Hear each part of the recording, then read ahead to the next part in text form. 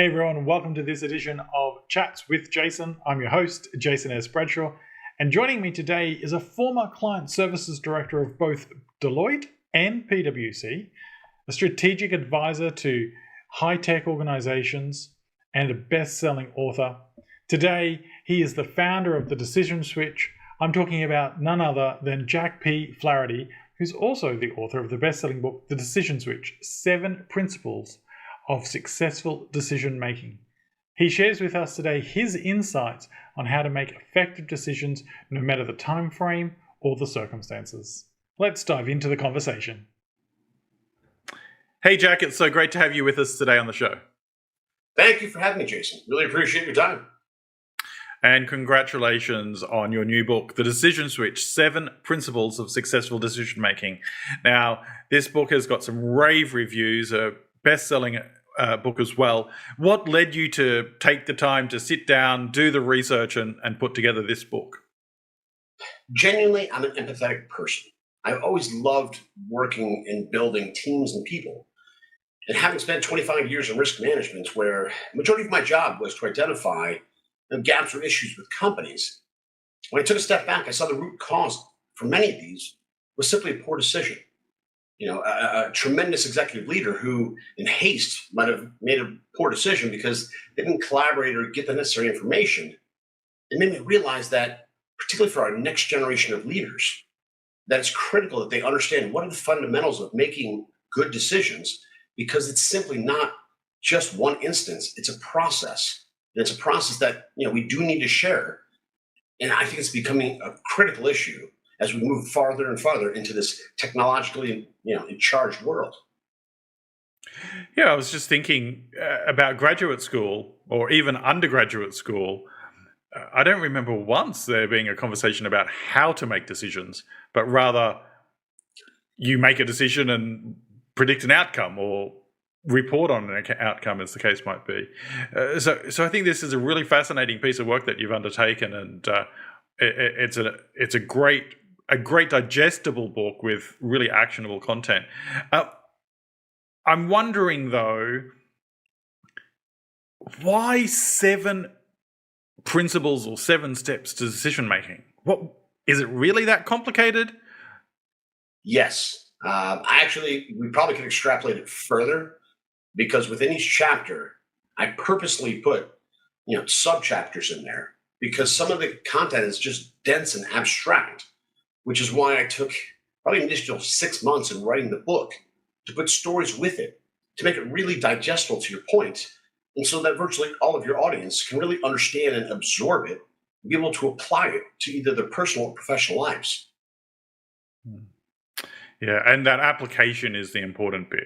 I think there's so many books out there on a whole range of topics where the theory is great, but when I look at the 7 steps that you talk of in your book, triage first, follow your North Star, collaborate with others. I could and will go on at some point during the show. Each of them in and of themselves is instantly relatable and understandable. And then as you dive into your work, you can see how it's not necessarily a lengthy process to apply these, but rather about developing habits, a way of operating, if you will, that streamlines your decision making, I would suggest, but Yes. results in better outcomes. Because that's ultimately what you're trying to help people achieve, right? Is to make better decisions to lead to better outcomes. Absolutely. I mean, to really distill it down to its most simple form, the success that you achieve tomorrow is based on the decisions you make today. And so the more well-informed decisions you can make, bringing others that have a particular viewpoint or position on that, enables you to achieve those successes. But otherwise, there's a higher tendency for you to stumble and may not get the outcomes that you really wanted to achieve. Mm-hmm. Yeah. And sometimes I think we get so focused on the goal, we forget some really important steps, which I'm sure you've got some stories around. Quite often as leaders, we turn to, shall we say, popular brands for thought leadership and encouragement. And recently, the good folk over at Harvard Business Review did a special edition around how to make decisions amid chaos or amongst chaos. And it got me thinking, are your principles only relevant during turbulent times? Like if the economy's great, if business is doing well, do we need a decision-making framework?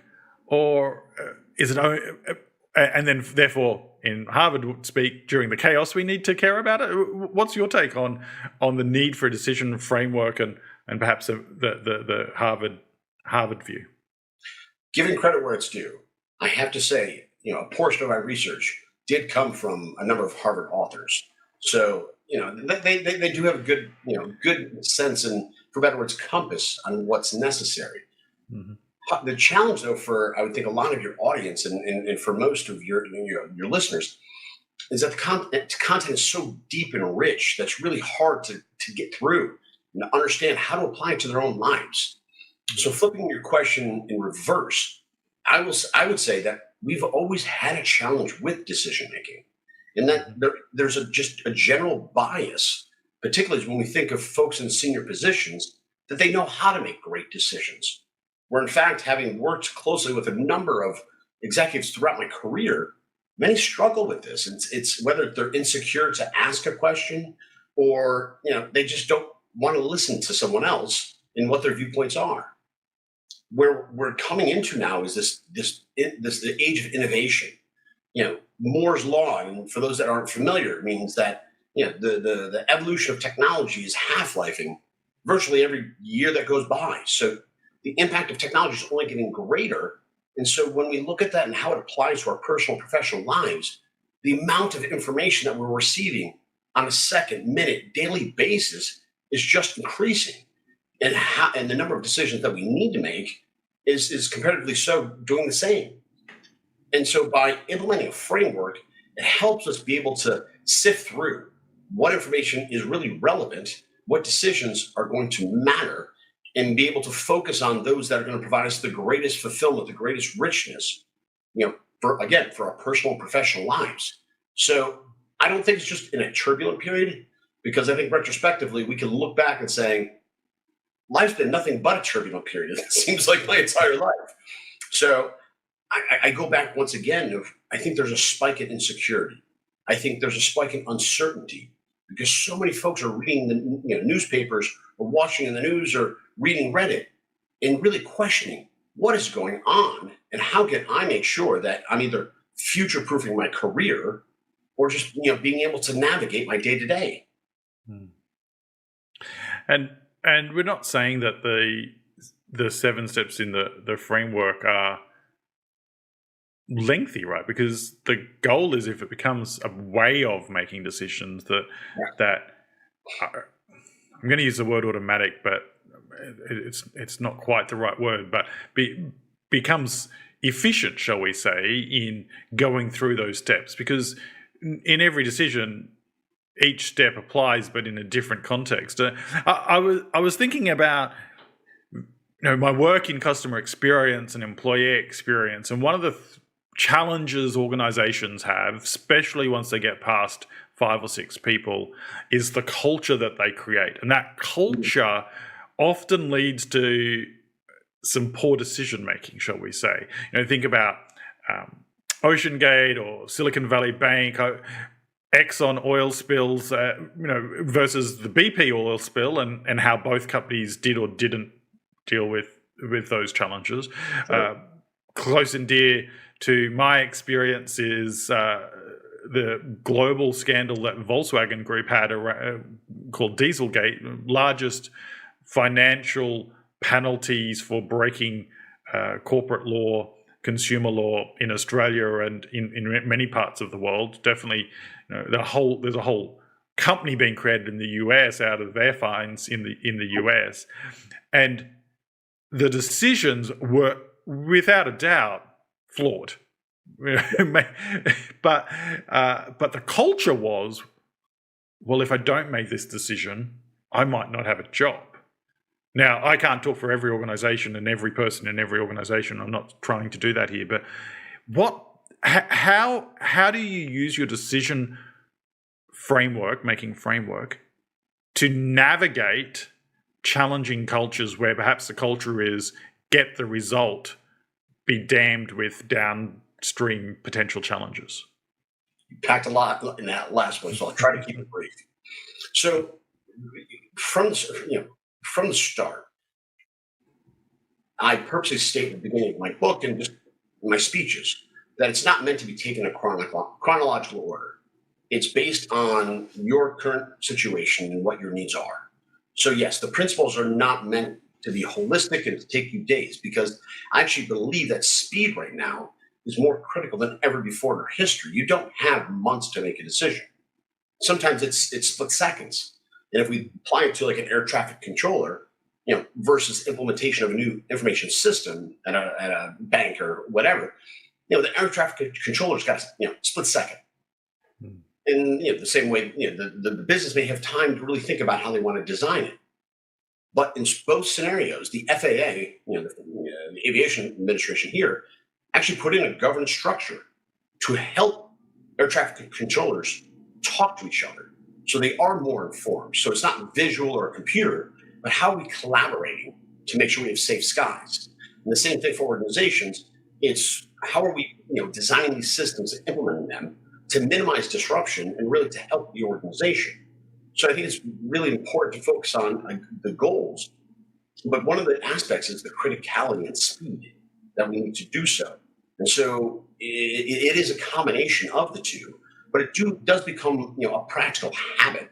Then and not then, but that when you come and you're faced with a decision, certain alarms go off or red lights, and are there other stakeholders that might have a position that they could be negatively impacted, or that they're going to have to change how they do their function. And so understanding what those implications are, trying to put ourselves in those folks' shoes, helps to get others around you to embrace and support a decision. But the one thing that I'll pause and say, I'll catch myself in saying my decision, because I think too often we feel a decision is our decision, where yes, ultimately I may be held fully accountable, but were there other factors, other opinions that we needed to consider that could help us make a more well-informed decision and thereby achieve greater results? And I think that's the most important thing. And the last piece is culture. I, without a doubt, believe that we can change cultures to be more agile and decisive by setting a tone at the top of asking open, objective questions, almost to the point of enabling a furious debate amongst individuals. But the one caveat is, it's not an advocacy position where it's ego against ego. It's having a deliberate discussion about what is the best for the organization, what's the best for a scenario, because we all have a very clear, succinct understanding of the goal, but yet a CFO may have a significantly different opinion than the head of marketing. But they're both valid opinions.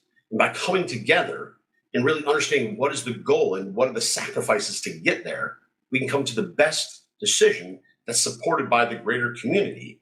And again, more likely to achieve the outcomes that we desire. Mm, mm.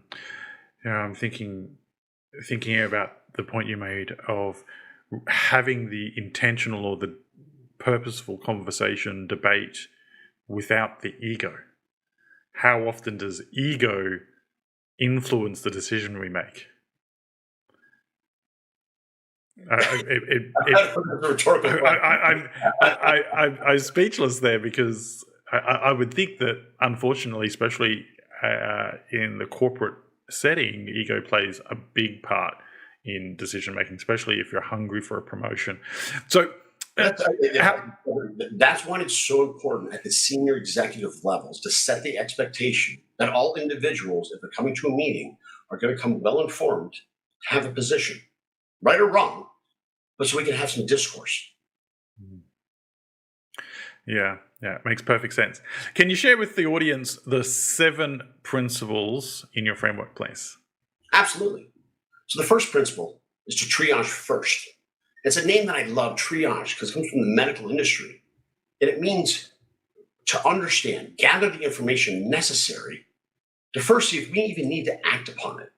Because quite often, the issue is either a delayed reaction because we didn't know that we had to act, or the opposite is folks that jump in that don't even need to be part of the discussion. And with that, we gather the necessary information to then see who are the other stakeholders are or who the other influencers are. The second principle is to follow our North Star. And yes, it's the prototypical idea of what is our goal. But the most important thing about this is to distill it down into the most simple terms. And that way it means the same thing for a CFO, for a marketing officer, for a salesperson, or even a new hire at the organization. Who are we and what are we looking to achieve? The third principle is to collaborate with others. And this realizes that we are a team. Even if you're a solopreneur, as you mentioned before our call, you have suppliers, you have customers. There's other individuals that have a seat at the table. And so by not taking into consideration their positions, you're setting yourself up potentially for failure. The fourth is a very interesting one. It's recognizing cognitive bias. It's something that we all have. It's a lens that we put on our decision making based on maybe a past experience, based on what we believe an individual can contribute. And it's, again, by encouraging a culture to ask objective analytical questions, we can either support that bias and it makes sense, or we can, I don't want to say discount it, but we can nullify the negative impacts. The fifth is to establish a champion. And going back to decision making as a process, how often have we all seen a great decision fail simply because no one carried it forward? I had one client, who was implementing a new information system at their organization, and they were in their 7th year of implementation. 7th. And the reason was that no one had ever established a champion to make sure that folks were held accountable, that they achieved their goals, the right folks were sitting at the table. And that's what's so critical about having a champion. The sixth is to manage fallout. This is one of those aspects that I actually rarely see in other books on decision making, and there's not a plethora of them out there. But I will say is we rarely think about empathy and what the negative impacts are of our decision, because every decision generally has some negative fallout. And we as leaders, and I believe in human beings, I would rather be sitting in a rocking chair when I'm old and seeing how many people I've benefited versus the money that I've gained. And by empathizing with them, helping them understand what a predicament's going on, why a decision has to be made, builds bridges that are well beyond anything that you could have created had you done something positive for them. And I'm fortunate to have done that numerous times. And I really take that down to my core of who I am as a human being. And the seventh principle is to practice self-reflection. One of the premises or thesis statements that I made in writing this book is that because of technology, because of this decentralized workforce, we don't have the types of mentorships. We don't have the on-the-job experience that we use to learn how to make good decisions. So now it's incumbent upon us to start, writing a decision journal. It doesn't have to be anything formal, but it's to the notion of, if I made a decision, what are the inputs? Who did I pull in? Why did we make a final conclusion? And then reflect on that after the fact. Or it might be as simple as, me having an interview with you today, and there's certain crutch words that I always use that might be a lightning rod for someone, or tendencies that we have. Or when I become insecure, I don't want to ask questions or ask for help. And by start acknowledging, I don't say those weaknesses, but those insecurities, we're more apt to address those and be able to build ourselves into better leaders. And I'm not one for a lot of formal documentation, but this whole book was written on a school of hard knocks, me learning from my bad mistakes. Mm. Mm. So much that we could dive into there. I wanted to interrupt you about 50 times. If I was to choose a favorite out of those 7 and what you just ran us through, it would be the principle 3, collaborate with others. Not to discount the others by the other principles, but the point that you made, I think it is one we shouldn't lose. Even if you're a solopreneur, and for those that aren't, collaboration with others is not limited to the people that work for you or work with you. Your customers, your suppliers, the business community, the communities in which you work and operate are all ways that you people you can collaborate with. Yes. And if we want to power our success, understanding what the expressed and unexpressed desires of the people we seek to serve is just as important as saying to someone that works directly for you, do you think this is a good idea? Because there's also some potential challenges in just collaborating with people that work for you, because undoubtedly in any room you're going to have someone that's just going to say yes because you're the boss. And Correct. Great decisions are, if we go to the principle 4, is to remove cognitive bias out of the room, I would say, not just out of ourselves. And so if you're listening today or watching the show, I would absolutely encourage you to get a copy of the book. It is super easy to digest and, importantly, even as easy to implement. But of course, there's more ways than just reading the book to stay in conversation and stay connected with Jack. In the show notes, I'm going to share all the ways that you can stay in contact with Jack and follow his thought leadership as he continues to help people just like you make better decisions and have a greater impact in the world that we all operate in. But before we wrap up today, I've got 2 more questions for you, Jack. And the first one, I'm sure you're getting sick of being asked. But the question is this: do I really need to make better decisions, or do I just need to get the next AI tool to make the decisions for me? I love the question. And again, we could have another 3 podcasts on this. Yes, absolutely. Your success, your audience, everyone that's listening to this, your success tomorrow is based almost exclusively on the decisions that you make today. And as we look and we embrace technology, we need to understand what the impact of that is. Because there are scenarios where we need to aggressively get into, whether it be automation or artificial intelligence or a plethora of other technologies that are out there that are here to support us. And I'll pull back from you, and I'm going to pull part of the conversation back with you, is to collaborate with others. Because as executives, as the leaders of organizations listening to this particular podcast, we have to realize that the ideas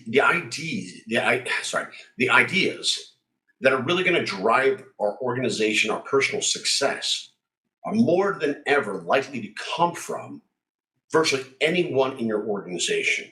Somebody brand new, hired out of college, may come up with an idea because they're familiar with whether it be AI or automation or some other disruption for your industry. And by allowing yourself to listen to them, not discounting them because of their greenness or newness to the organization, you're more apt to identify new ideas. And that's why I implore you to solicit those, really drive cultures where everyone within the organization puts on a decisive and agile mindset and hat and thinking about, all right, how do we overcome this? How do we, how do we avoid being the New York City yellow cat? Because everyone knew that texting was available. Everyone knew that we had geolocating available, yet they didn't act upon it. And further, when Uber came about, they did nothing to react to it. And so you can see how that significant of a disruption meant that nobody was really listening to the changes that were occurring within the industry and why it's so important for your industry, whether it be manufacturing or financial services, whatever, to listen to those insights and inputs from all members of your organization. Yeah. And leveraging those tools to make better decisions versus versus giving the decision away. Yes. Yes. I mean, the autocratic nature of I have a vision of where I need to go needs to go, that whole concept. Because Gen Z, I lose some track of the letters at times. One of the ways that you build a culture of following, devoted following, that'll work hard for you is to listen to them. They want to feel that they've been heard, even if you don't choose their path. By sitting down and listening, providing feedback, they feel heard. And that's sometimes more of the battle than the decision itself. Because if people follow through on what we decided, you're more apt to get to the outcome versus somebody purposely just not doing their job because they didn't care for how you dealt with their situation. Mm. Yeah. I think it's important to remember that today, more so than ever, we are working with a multi-generational workforce, and that collaboration works across every generation. While there are definitely generations that are comfortable with less collaboration, doesn't mean they don't appreciate it. And it definitely doesn't mean that your decisions will be worse for trying to collaborate. The opposite is in fact true. Jack, we had a fantastic conversation before the show's recording. This recording has been great as well. I'm wondering what's next for you. How can you impact more leaders to make better decisions? What's one of your goals? What's one of my goals? I believe decision making is an egg that needs to be cracked. And what I mean by that is that whether we're driven by ego, because we, at least here in the United States, and I know you're a global audience, there is a notion of if somebody exudes confidence, we believe that they know what they're talking about. And so we don't ask those analytical questions to verify authenticity. And so how I'm driving that is through speaking, through consulting, and working with executive leaders and saying, we need to get past this. And the second component is insecurity. We are more than ever working remotely. And when I first cut my teeth in the working world, if something good or bad happened, it wasn't unusual for me to walk into a partner's or an executive's office and spill my beans, for better words, on the table and saying, this is what happened. Can you help me figure out what the path is forward? And since we are working remotely, we don't have that ability to really get intimate and open up our insecurities. And so we need to release this and saying, it's okay to not know. Because I will emphatically tell you, one of the most powerful CEOs that I've ever worked for would walk into a meeting of executives, and we're talking 12 or 15 very senior executives, multi-billion-dollar company, and present an idea that he would this was the idea that I thought of last night while eating dinner. Mm-hmm. Present the idea, not in a way of saying this is the end product, but how do we make this better? Mm-hmm. And I think if we can have confidence in ourselves, and again, really reinforcing that culture about how do we achieve the best outcome, will really drive more success amongst organizations than ever before. Because that CEO knew going in that what he presented wasn't going to be the finished product. But to pat his own back, he was the one who tipped the first domino. Mm-hmm. And I found it extremely powerful because at times he would pull me into his office and ask me, from an advisor perspective, Jack, give me a breakdown of that meeting or what you thought of X, Y, and Z. And I would give him my honest feedback. And most people might be insecure in that situation, but because he had undressed, that formality of communication allowed for those additional enriching conversations to be had. And so, again, I'm going to drive culture, top-down approach. We really need to unlock this because there's tremendous intelligence out there. We just need to allow it to seep into our decision-making process. Hmm. Yeah, it definitely is a great mark of a leader where he or she is able to present an idea, but not be that wedded to the idea that that is the only idea in the room, regardless of what people might be thinking. So, a fantastic example there. If you or your organization wants to work with Jack, he is the founder and CEO, president of The Decision Switch. Thedecisionswitch.com is where you will find Jack.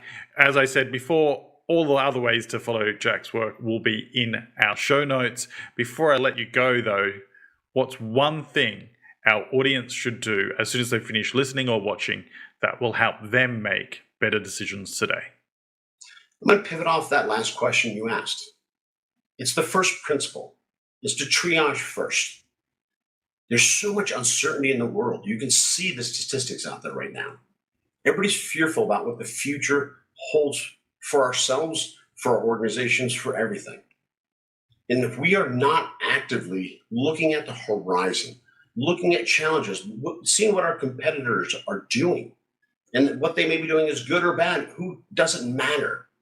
But if we're not actively evaluating these opportunities or potentially risks, then we're lying blind. And coupling that with collaborating in culture, it's not just you yourself who's listening to this podcast right now, but really driving that notion amongst your entire organization that we want to be the best, but to do so, I can't do it alone. So how do we all come together, bring together this pool of ideas, sift through them, and figure out what the best path forward is for ourselves? And it's an actionable idea that you can at least level up and surface these new ideas that really is hitting virtually every aspect of every business out there in the world.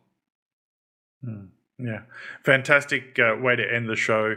Triage first is your goal today in improving the decisions that you make. Jack, thank you for taking the time out of your busy schedule to share your wisdom and thought leadership with me and the audience today. Thank you. This was a great conversation, and I appreciate your time.